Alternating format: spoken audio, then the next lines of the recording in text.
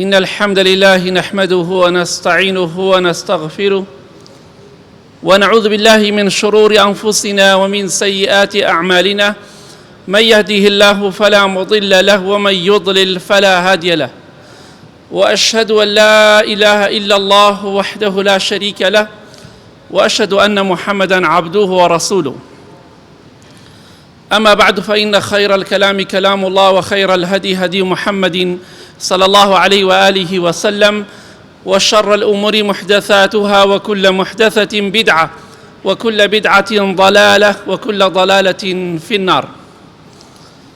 خۆشەویستان، جۆرێک لە جۆرەکانی دروستکراوەکانی خوای پەروەردگار مەلائیکەیە سەلامی خوای پەروەردگاریان لەسەر بێ. ئەوان بێگوناه و بێتاوانن. ئەوان خوای گەورە لە نور دروستیانی کردووە. هیچ کاتێک گوناه و تاوان ناکەن. جا ئەمڕۆ پێمان خۆش و بە پشتیوانی خوای گەورە بزانین مەلائیکە بێتاوانەکان بێگوناهەکان کە لە خوای گەورە زۆر نزیکن دوعای خێر بۆ کێ دەکەن. بۆی بە پشتیوانی خوا ئێمە لەو کەسانە بین کە ڕۆژانە مەلائیکەی خوا دوعای خێرمان بۆ بکەن. پێغەمبەری خوا صلی الله علیه وسلم بۆمانی باس کردو ئەو کەسانە کێن کە مەلائیکە دوعایان بۆ دەکات یا دوعایان لێ دەکات. کەسانێکی مەلائیکە دوعای خێریان بۆ دەکات. خۆشەویستی خوا صلی الله علیه وسلم دەفەرمێ لە صحیح بوخاری مسلم داهاتۆ دەفەرمێ هەموو بەیانیەک کە ڕۆژ دەبێتەوە دوو مەلائیکە دابەزنە خوارەوە لە ئاسمان سەلامی خوای پەروەردگاریان لەسەر بێ. ئەم دوو مەلائیکەیە دوعا دەکەن و دوعا لە خەڵکی دەکەن. یەکێکیان دەفەرمێ اللهم أعطي منفقا خلفا، ئەو کەشیان دەفەرمێ اللهم أعطي ممسكا تلفا. خوای گیان ئەوەی سەروەت و سامانی دەبەخشێ و ماڵەکەی خۆی دەبەخشێ بە فەقیر و هەژاری دەدات، خوایە بۆی پڕکەرەوە. ئەوەی کە بەخشیوێتی بۆی پڕکەرەوە، بەرەکەت بخە ڕزق و ڕۆزیەوە، چونکە ماڵ و سەرۆت و سامانی دەبەخشێت. ئەوە کەشیان دەفەرمێ خوای گیان ئەوەی ماڵەکەی نابەخشێ چروکە و ڕەزیلە و گرتوێتیەوە لە فەقیر و هەژارەکان، خوایە سەروەت و سامانەکەی بە هیلاک بدەیت. کەواتە ئەگەر پێت خۆشە هەموو بەیانیەک ئەو دوو مەلائیکە لە ئاسمانەوە دابەزنە خوارە دوعای خێرت بۆ بکەن، یەکێکیان بڵێ خوایە گیان ئەوەی کە ماڵ و سەروەت و سامان دەبەخشێ، خوایە گیان بەرەکەت خەیتە ڕزق و ڕۆزیەکە و بۆی پڕکەیتەوە، ئەو شوێنەی بۆ پڕکەیتەوە کە بەخشیوێتی. بۆیە ئەگەر ڕۆژانە پارەیەکی کەمیش بوو بیبەخشە، هیچ دەست نەکەو بیکە ناو مزگەوتێکەوە، بۆی ئینشاڵڵا ڕۆژانە مەلائیکەی خوا دوعای خێرت بۆ بکە. و ئەو کەسەشی کە نایبەخشێ ڕۆژانە مەلائیکە دەفەرمێ خوایە ماڵەکەی لە ناوبەری، ئەگە تۆ 250 هەزاریش ببەخشی تۆ بەخشیوتە، ئەگەر نەیبەخشی تۆ نەتبەخشیوە. کەواتە ئینشاڵڵا با لەو کەسانە بین کە ماڵ و سەرۆت و سامانمان دەبەخشین بە پێی توانای خۆمان، ئەو کاتە مزگەنیمان لێبێ مەلائیکەی خوا دوعای خێرمان بۆ دەکەن. واللهی 1000 دینار ببەخشی مەلائیکە دەفەرمێ خوایە گیان هەزارەکەی بۆ پڕکەرەوە. 10,000 ببەخشی مەلائیکە دەفەرمێ خوایە 10,000ەکەی بۆ پڕکەرەوە. ئیتە چیتەوێ؟ والله مەلائیکەش دوعای وەکو من و تۆنی دوعای قبوڵە. هەر دوعای بکەن بە ئیزنی خوا، خوا پڕی دەکاتەوە. واللهی سەرۆت و سامان کەم ناکا بەوەی کە بە پێناو خوادا بیبەخشی. مەلائیکەی خوا دوعای خێر بۆ کێ دەکەن؟ شەوان ئێمە دەخەوین. پێغەمبەری خوا صلی الله علیه وسلم دەفەرمێ لە حەدیثێکی صحیحدا هەر کەسێک شەو خەوت بە دەستنوێژەوە، ئەمانە ضرورە، ئێمە پێویستمان بە دوعای خێرە، وەرە دوعاکەش مەلائیکە بۆت بکات سەلامی خوایان لەسەر بێ.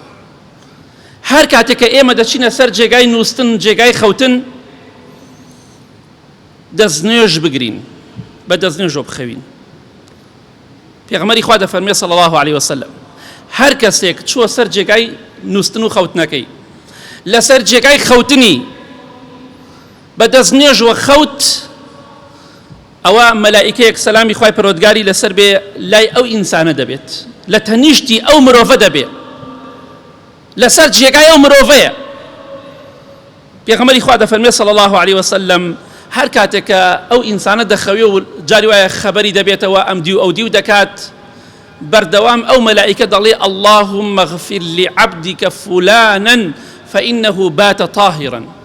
خوایە گیان لە فڵان عەبد خۆش بە چونکە بە دەستنوێژەوە خەوتووە.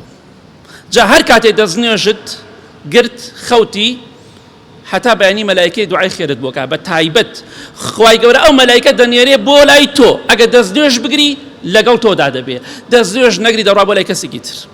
جا پێت خۆشە خوای گەورە لە سەروی عەرشەوە فەرمان بکات فڵان مەلایکە بڕوا بۆ سەر جێگای فڵان کەس لەگەڵ یا بێ هەتا بەیانی دوعای خێری بۆ بکات چونکە بە دەستنوێژەوە خەوتووە. وەڵای دەستنوێژ گرتن نەپارەی دەوێ نەماندووبوونی دەوێ تەنها ئیمانی دەوێ. ئینسان ئەوەندە ئیمانی ضعیف بێ نەتوانێت دەستنوێژێ بگرێ ئالەم خێرە خۆی بێبەشکە توخوا چی خێرێک لە مرۆڤەدا هەیە. بۆیە ئەگەر پێت خۆشە مەلایکە بڵێ خوایە لە فڵان کەس خۆش بە بێگومان دوعای مەلایکەش قبوڵە. بۆیە ئینشاءڵڵا بەبێ دەستنوێژ مەخەون شەوان مەلایکە دوعای خێرت بۆکە کە خوای گەورە لێت خۆش بێت دڵنیاش بە خوای گەورە لێت خۆشە بێت چونکە دوعایان قبوڵە و ڕەتکردنەوەی نییە. بەڵێ خۆشەویستان یەکێتر لەو کەسانەی کە مەلایکە دوعای خێری بۆ دەکات ئەو کەسەیە کە لە مزگەوتایە چاوەڕی نوێژ دەکات. پێغەمبەری خوا دەفەرمێ صلی الله علیه وسلم لە صحیح مسلم داتووە کەسێک لە ئێوە چاوەڕی نوێژ بکات لە مزگەوتە کەسێک لە ئێوە سەعات دەهاتوە یانزە دوانزە هاتووە یا ڕۆژەکانی تر لە مزگەوتە پێش بانگ دێت بەس نەک ئەوەی کە باسی گەنجێتی خۆیەکە لە مزگەوت داخەری دەمەتەقەیە نا ئەوە نا دانەنیشن باسی ئەمەکە و ئەوەکە بکەن دانیشی زیکری خوا بکە قورئان بخوێنە. پێغەمبەری خوا دەفەرمێ صلی الله علیه وسلم کەسێک لە ئێوە چاوەڕی نوێژ بکات لە ناو نوێژایە یعنی ئەگەر نیو سەعات چاوەڕی نوێژکەی ئەم نیو سەعاتە وەک وایە ئەڵڵاهو ئەکبەرت کردبێ و سەلامت نەدابێتەوە تۆ لە بینی ئەڵڵاهو ئەکبەر و سەلام دانەوای ئەو بینە چۆن هەمووی بە نوێژ بۆ حسابەکرێ چارێکێکە نیو سەعاتە سەعاتێکە مادەم چاوەڕی نوێژ دەکەی تۆ هەموو کاتەکەت بە نوێژ بۆ حساب دەکرێ بە دوو مەرج.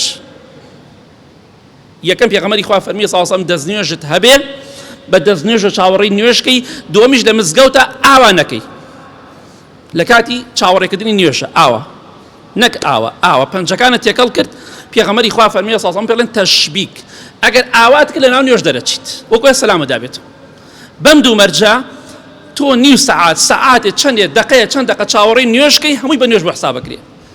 لەگەڵ ئەوەشا مەلایکە پێغەمبەری خوا دەفەرمێ صلی الله علیه وسلم دەفەرمێ تدعو له الملائکە اللهم اغفر له اللهم ارحمه هەموو کاتەکەت بە نوێژ بۆ حسابەکرێ دە دقەیە چارێکەکە نیو سەعاتە چەندێکە مادەم چاوەڕی نوێژی فەرزدە مەلائکەیش دوعای خێرت بوو ئەکا ئەو کات ئەو مەسافەیە بەپێی ئەو کاتێکە دانیشتیتە دەڵێ خوایە گیان لە فڵان کەس خۆش بە خوایە ڕەحم بە فڵان کەس بکە کە چاوەڕی نوێژێتی بۆیە هاتی بۆ مزگەوت بۆ خۆت دانیشە زیکری خوا بکە سبحان الله بکە الحمد لله بکە لا اله الا الله بکە الله اکبر بکە زیکری خوا بکە بەداخەوە خەڵکەی دوای نوێژی بەیان دانیشی تا خۆرکەوتن باسی زمانی زووەکە ئاوا دانیشی بڕۆ بۆ ماڵ بەداخەوە دانیشتیتە بۆ خۆ زیکری خوا بکە سڵاوات بدە لەسەر پێغەمبەری خوا صلی الله علیه وسلم کەواتە ئەو کەسەی کە لە مزگەوتایە ئیستا هەر کەسێک لە ئێوە کە هاتووە بۆ مزگەوت هەر کەسەتان بەپێی توانای خۆتان هاتوونە بەڵام چەند دقەیە لە مزگەوتان هەموویتان بە نوێژ بۆ حساب کراوە نەک جومعە نوێژە فەرزەکانیش هەتاکو سەلامی نوێژی جومعەشە دەینەوە یاخود هەتا سەلامی نوێژە فەرزەکە دەدەیتەوە هەمووی بە نوێژ بۆت حسابەکرێ و مەلایکەش بەردەوام ئینشاءڵڵا ئێمەش لەو کەسانەین مەلایکەی دوعای خێرمان بۆ دەکەن بۆ هەموو نوێژەکانی تریش ئەڵێن خوایە لەم جەماعەتە خۆش بە خوایە ڕەحم بەم جەماعەتە بکە پێویستمان پێی نییە کەواتە هاتیتە مزگەوتەوە مزگەوت دیوەخان نییە، شوێنی عیبادەت و زیکری خوا قورئان خوێندنە. ئاگاداری ئەو خاڵە بن. یەکێتە لەو کەسانەی کە مەلایکە دوعای خێری بۆ دەکات، ئەو کەسانەیە کە خەڵکی فێری خێر و چاکە دەکەن، ڕێگای چاک پیشانی خەڵکی دەدەن. خوای گەورە لەو کەسانەمان بگێڕێ هەمومان. تۆ دەتوانی بە بڵاوکردنەوەی قورئان خۆت بکەیتە ئەم سنفەوە، ئەم جەماعەتەوە. دەتوانی بە بڵاوکردنەوەی وتاری کاریگەر و باش خۆت بخەیتە ئەم شوێنەوە، با خەتیبیش نەبیت. خۆ ئەمە کە باسی دەکەین تەنها بۆ خەتیب نییە، بۆ کەسە نییە کە وتار دەدا، بۆ کەسە نییە کە قورئان دەخوێنێ و قاریئە، بۆ کەسێکیشە کە بڵاویشی کاتەوە، حەدیثێک بڵاو کەرەوە، قسەیە خۆش بڵاو کەرەوە، نەک گۆرانی. هەزار گۆرانی بڵاو کەیتەوە مەلایکە یەک دوعای خێرت بۆ ناکە. بەس قورئان بڵاو کەیتەوە، وتاری ئاینی بڵاو کەیتەوە، بابەتی ئاینی بڵاو کەیتەوە، هەم مەلایکەی خوا دوعای خێرت بۆ کە، نەک هەر مەلایکە. گوێ بگرن، لە حەدیثێکی صحیح جامع صغیر هاتووە، خۆشەویستی خوا فەرمێ صلی الله عليه وسلم: إن الله وملائكته وأهل السماوات والأرض حتى النملة في جحرها وحتى الحوت ليصلون على معلم الناس الخير. خوای گەورە بە گەورەی و دەسەڵاتی خۆی سڵاوات لەسەر کێدا؟ سڵاواتی خوازان چییە؟ خوای گەورە لای مەلایکەکان باست ئەکات بە چاکە، لای مەلایکەکان کە لە خۆی نزیکن، لە مەلایکەکانی ئاسمان دەفەرمێ فڵان کەس دینی خوا بڵاوەکاتەوە، فڵان کەس خزمەتی ئاینەکەی من دەکات، فڵان کەس خەڵکی فێری خێر و چاکە دەکات. خوای گەورە ئاوە باست دەکات لای مەلایکەکان. و پێغەمبەری خوا فەرمووی صلی الله عليه وسلم: هەموو مەلایکە، هەرچی مەلایکە هەیە لەناو بوونەوەردا، هەر هەمووی دوعای خێر بۆ کێ دەکەن، نەک هەر ئەوەندە. فەرمووی هەرچی لە ئاسمانەکان و زەویدایە، هەرچی بوونەوەر هەیە، ڕۆح لەبەر و بێڕۆح، حتا مێرولەکان لە ناو شارەکانی خۆیاندا.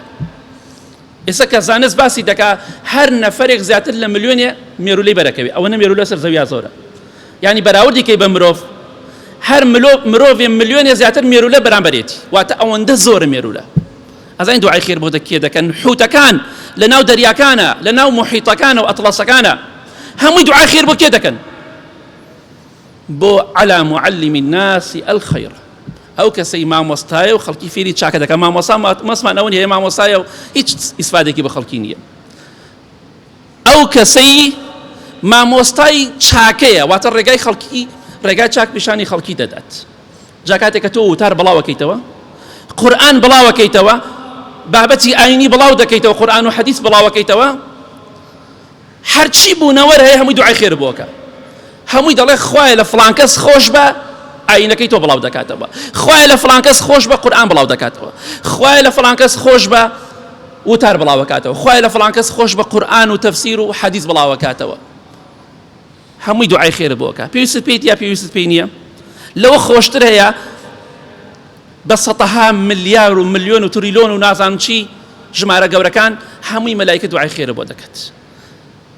بوونەوەر مێرولەکان، مێرولە دوعای خێر بۆکە، بۆ لە دەستخۆتی ئەدەی. چی ئیسفادەیە لە گۆرانی دەکەی؟ چی ئیسفادەیە لە فلیم دەکەی بەڵاوی دەکەیتەوە؟ برای بەڕێزم، قورئانەکە بڵاو کەرەوە، دینەکە بڵاو کەرەوە، هەرچی بوونەوەر هەیە سوێن بەخوا ئەو دیوارش دوعای خێر بۆکە. بەپێی قورئان و حەدیث دیوارەکانیش، بەردەکان و دارەکان و هەموو بوونەوەر زیکری خوا دەکەن و دوعای خێر دەکەن. کەواتە ئینشاءڵڵا خۆت لەم خێرە مەحروم مەکە، تەنها ڕێنی شاردەری چاک بە، ئەوەی پێتە بە خەڵکی ڕابگەێنە بەپێی توانای خۆت. یا ڕەبی خوایە لەو کەسانەمان بگەڕی مەلایکە دوعای خێرمان بۆ دەکەن، لە گوناهی دایک و باوک و مردوەکانمان خۆشبی، شیفای نەخۆشەکانمان بدە یا ڕەب العالەمین.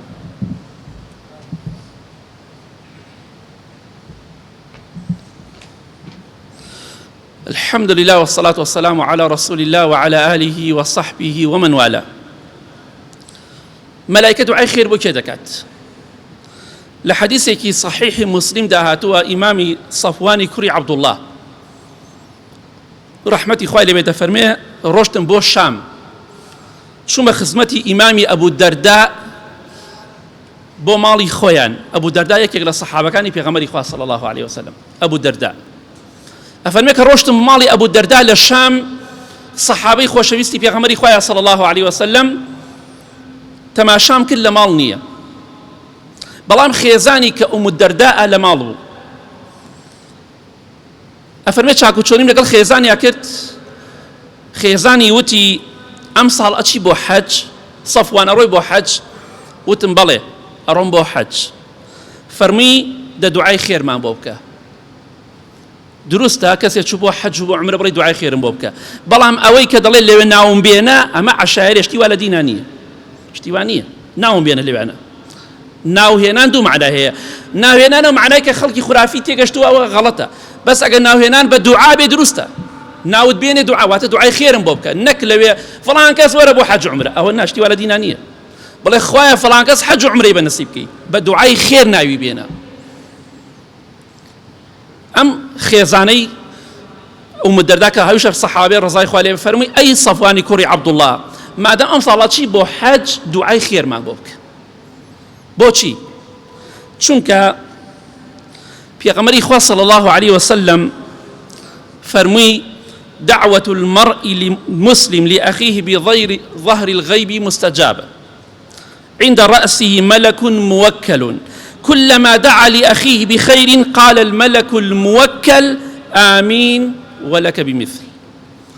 فرمووی چونکە پێغەمبەری خوا صلی الله عليه وسلم فرمووی هەر کاتێک مسلمانێک لە پاشملە، واتە ئەو کەسە لەگەڵتا نەبێ، دوعای خێر بۆ مسلمانێک بکات، دوعاکەی قبوڵە. تۆ شەڕۆی بۆ حەج، من لە شام و تۆ لە حەج، لە پاشملەیە، دوعای خێرمان بۆ بکە، چونکە خۆشەویستی خوا فەرمی صلی الله عليه وسلم دوعای مسلمان بۆ مسلمان ژن بێ یا پیاو بێ، مادەم لە پاشملە بێ و کەسەکە ئامادە نەبێ قبوڵە، مستەجابە. بۆچی قبوڵە؟ فەرمی ئەو کەسێک کە دوعا دەکات بۆ مسلمانێک، بۆ برایەکی خوشکێکی خۆی، لە دیارسەری ئەو ئینسانە مەلایکەیەک وەستاوە، ئەها مەلایکە تەرخان کراوە بۆ تۆ، بۆچی لەبەر دوعای خێر بۆ خەڵکەکەی. هەر کاتێک دوعات کرد ئاوا، ئەگەر دوعات بۆ خەڵکی کرد مەلایکە دێتە دیارسەرت. هەر دوعایەک بکەی بۆ ئەو مسلمانە ژن بێ یا پیاو بێ، ئەو مەلایکە دەڵێ ئامین، واتە خوای گەورە دوعات قبول کات. ئەوەی کە داوای دەکەی بۆ مسلمانەکە خوا بە تۆشی ببەخشی. بۆیە زانایان دەفەرمون ئەگەر کەسێک حەزی لە شتێک بوو با دوعای خێر بۆ خەڵکی بکە. بۆ نمونە حەزم لە حەجە، دەڵێم خوایەگیان حەج بە نسیبی فڵان و فڵان و فڵان بکەی، مەلایکە دەڵێ ئامین، خوا بە نسیبی تۆشی کە. خوایەگیان عومرە بە نسیبی فڵان و فڵان بکەی، ئەو مەلایکە دەڵێ ئامین، خوا بە نسیبی تۆشی کە. خوایەگیان سەرۆت و سامانی فڵان کەس و فڵان کەس زیاد بکەی، مەلایکە دەڵێ ئامین، خوا سەرۆت و سامانی تۆش زیاد کە. هەر دوعایەتش بێ. حەزت لە بەهەشتە، بڵێ خوایە فڵان و فڵان خوا بەهەشتە، مەلایکە فەرمی ئامین، خوا تۆش بخاتە بەهەشتە. ئامین، خوا لە تۆش لە جەهەنەم ڕزگار کە. کەواتە هەر دوعایەکت ئەگەر زیاتر ئەتەوێ قبول بێ بۆ خۆتی بکە، پاشان بۆ خەڵکیش. خوایە لێم خۆش بە، لە فڵان و فڵانیش خۆش بە. خوایە بمخە بەهەشتەوە، فڵان و فڵانیش بخە بەهەشتەوە، بە ئیزنی خوا قبوڵە. ئەو مەلایکەی مەبەسمان ئەو خاڵەیە، ئەو مەلایکەی تایبەتە بەوەی ئەگەر دوعات بۆ مسلمانان کرد، ئەو مەلایکە تەرخان کراوە دوعای خێر بۆ تۆ بکات، بڵێ خوایە چی داوای کردو بۆ مسلمانان بەخۆشی ببەخش. کەواتە ئینشاڵڵا لە دوعادا خەڵکتان لەبیر نەچێ. یەکێتر لەو کەسانی کە مەلایکەی خوا دوعای خێری بۆ دەکا، ئێمە نەخۆش دەکەوین و کەسیشمان نەخۆش دەکەوێت، بەست خوا نەخۆش، سەردانیکردنی نەخۆش عیبادەتە. تخوا پۆزی پێوە لێ مەدەن. ئێستا لای فڵان کەسی خزم کە نەخۆشە، ئەمە چییە؟ ئێستا لای باوک و دایکی خۆشەویستم، دایک و باوک سەردانی کە عیبادەتە، عیبادەت وەکو وای بڵێ ئێستا لە ناو نیوەژە سەیرم کەن، فەرقی نییە. ئەوە عیبادەتە مش عیبادەتە. پێویست ناکە ئینسان دوو لە ڕێبەرەستان خۆی فشکاتەوە. سەردانی نەخۆشێکت کردووە، دوعای خێر جیاوازە بڵێ فڵان کەس نەخۆشە دوعای خێری بکەم، بەڵام ڕسمەکەی خۆت بۆ دەرەخی. یعنی من سەردانیم کردووە، ئاگادار بناهان چەندێ موهیمم، سەردانی نەخۆشم کردووە، دڵنیا بە خێر دەست ناکەوێ. مادەم خۆت ڕسمەکە بگری و خۆتی پێ فشکەیتەوە دوو لە ڕێبەڕێستان. پێغەمبەری خوا دەفەرمێ صلی الله عليه وسلم لە حەدیثێکی صحیح تەرغیبدا، ئەفەرمێ هەر کەسێک سەردانی مسلمانێک بکات نەخۆش بێ، ئەگەر تاقی بەیانی بێ، هەتا نزیک نیوەڕۆ تاق بەیانیە، هەتاکو ئێوارە، هەتا بانگی مەغریب 7,000 مەلایکە دوعای خێر بۆ بکە. 7,000 مەلایکە دوعات بۆ ئەکەن خوا لێت خۆش بێ، خوا ڕەحمت لێ بکە، خوا لە کێشە و بەڵاو لە نەخۆشی و لە هەموو دەرد و بەڵایەک بە دوورت بکە. ئەمە خێرە زۆر گەورەیە، بۆیە پێویست ناکە سێڵفی لەگەڵا بێت بۆ خوا بچۆ با کەس نەزانێ. خەڵکی ڕسمی گرتی تۆ دەسەڵاتت نییە، بەڵام تۆ خۆت ئەم شتە مەکە، فەڵان کەس ڕسمێک مامگرە با بزان سەردانی نەخۆشەکەمان کردو. ئەمە قیمەتی نییە بۆ خوا نییە. و پێغەمبەری خوا فەرمی صلی الله علیه وسلم ئەگەر تاقی ئێوارە سەردانی نەخۆشی بکەی ئیتر لە دوای نیۆڕۆ ئێوارەی پێوترێ، شەویش بێ بە هەمان شێوە، هەتا بەری 7,000 مەلایکە دوعای خێر بۆ بکە. 7,000 مەلایکە دوعات بۆ دەکەن، خوای گەورە تەرخانی کردووە مادەم تۆ سەردانی نەخۆشێکت کرد لەبەر خاتری خوا، نەک بۆ ناو دەرکردن بۆ خوا، ئیلا 7,000 مەلایکە تەرخان ئەکرێ، لەیانی خوای گەورە فەرمان دەکرێ ئەم 7,000 مەلایکە ئیشی ئێوە ئەوەیە لە بەیانی و هەتا ئێوارە، یا لە مەغریب و هەتا بەیانی دوعای خێر بۆ فڵان کەس کرد. ئەمە پێویستمان پێی نییە بۆیە سەردانی نەخۆشەکەی لەبەر خاتری خوا بڕۆ، نەک بۆی خەڵکی پێت بزانێ. من لە فەیسبوک هاتۆ ناناسم چی پێویستە بزانم شت لەبەرای نەخۆش، هیچ زەڕور نییە، بۆ خوا بیکە و بینێرە بۆ قیامەت. 7,000 مەلایکە دوعای خێر بۆ بکە. ئاخر خاڵ کە پێغەمبەری خوا صلی الله علیه وسلم بۆمانی باس کردووە و زۆریش شتەکان، بەڵام هەمووی باس نەکردووە، ئەو کەسانەی کە ڕیزەکان بە جوانی ڕێکەخەن، ئەو کەسانی کە بە جوانی ڕیزەکان ڕێکەخەن. پێغەمبەری خوا فەرمی صلی الله علیه وسلم فەرمی خوای گەورە و مەلایکەکانی خوای پەروەردگار سەڵاوات ئەدەن لە کێ؟ لەو کەسانەی کە لە ڕیزی یەکەمن. ڕیزی یەکەم خوای گەورە سەڵاواتی لەسەردا، واتە خوای گەورە لای مەلایکان ئەفەرمێ فڵان و فڵان و فڵانی عەبدی من لە ڕیزی یەکەمان نوێشەکەن. پاشان پێغەمبەری خوا فەرمیە صلی الله علیه وسلم خوای گەورە سەڵاواتەدا لە ڕیزی دووەم. بەڵێ پێغەمبەری خوا صلی الله علیه وسلم فەرمی بەڵێ ڕیزی دووەمیش بە هەمان شێوە خوای گەورە و مەلایکان سەڵاواتی لەسەر دەن، واتە ئەو کەسەی لە ڕیزی یەکەم و دووەمان نوێژکە مەلایکەی خوا دوعای خێری بۆ بکە. نوێژی جومعەیە فەرزە، ڕیزی یەکەم و دووەم. بەڵێ پێغەمبەری خوا وای فەرموو صلی الله علیه وسلم بۆی ئینشاءڵڵا ڕیزی یەکەم و دووەم زۆر گرنگە، بەڵام مناڵێکیش هاتە ڕیزی یەکەم و حەقی خۆی پێش تۆ هاتووە، مام حاجی تۆ فڕێمەدە ڕیزی چوارەمەوە پێش تۆ هاتووە، زڵمی لێ مەکە، لە مزگەوت مەی تۆرێنە دوای ئەڕوات نایەتەوە. ئەگەر بە مناڵی کەسێک ڕقی لێمان بوو بێ غەڵەتێکی بەرامبەرمان کردووە لە ئازانی دڵمان دەرناچێ، بۆی دڵی مناڵەکان مەشکێنە، هاتۆ بۆ مزگەوت مەکە قۆڵیا بکەیتە ڕیزی چوارەم پێنجەم، شتی وا لە دینە نهاتۆ، حەقی خۆیەتی لە ڕیزی خۆیەتی پێش تۆ هاتۆ لە تۆ ئازاترە، ئەی تۆ بۆ ئازانی پێش ئەوەی مناڵەکە بێت شتا ڕیزی مناڵەکەەوە، کە لە پێش تۆ هاتووە غەدری لێ مەکە، لە دڵی مەشکێنە لە مزگەوت. بۆیە ئینشاءڵڵا ئەمە خێرێکی گەورەی ڕیزی یەکەم و دووەم. و پێغەمبەری خوا فەرمی صلی الله علیه وسلم خوای گەورە و مەلایکەکان سڵاوات ئەدەن لەو کەسانی کە ڕیزەکانیان بە جوانی ڕێکەخەن. ئەمە لە کۆتایی خاڵێک دەمێ باسی کەم ئەوە کە باسم کرد ئەم خاڵە لە کاتی نوێژە دەوەستن بە تایبەتی بە تەمەنەکان داوایان لێ دەکەم، پێیان دەڵێ مام حاجی خاڵۆ فڵان مام فڵان پێت خۆشە خوای گەورە لە سەروی عەرشە باسی تۆ بکە؟ دەڵێ بەڵێ. پێت خۆشە مەلایکەی خوا دوعای خێرت بۆ بکات؟ دەڵێ بەڵێ. دەی بەڵێکت بسەلمێنە. پێغەمبەری خوا فەرمیە صلی الله علیه وسلم ئەو کەسانی کە ڕیزەکانیان جوان دەوەستێن قاچیان جووتەکەن، پێیەکانیان جووتەکەن، ئەو پاداشتیان بۆ هەیە مەلایکە دوعای خێریان بۆ دەکات. و پێغەمبەری خوا فەرمی صلی الله علیه وسلم ئەو کەسەی لەگەڵ ئەوەی تەنیشتی خۆیان پێی جووتکە بۆ شایەکەی نێوان خۆی و هاوڕێکەی تەنیشتی پڕ کاتەوە، خوای گەورە لە بەهەشتا قەسرێکی بۆ دروستەکە.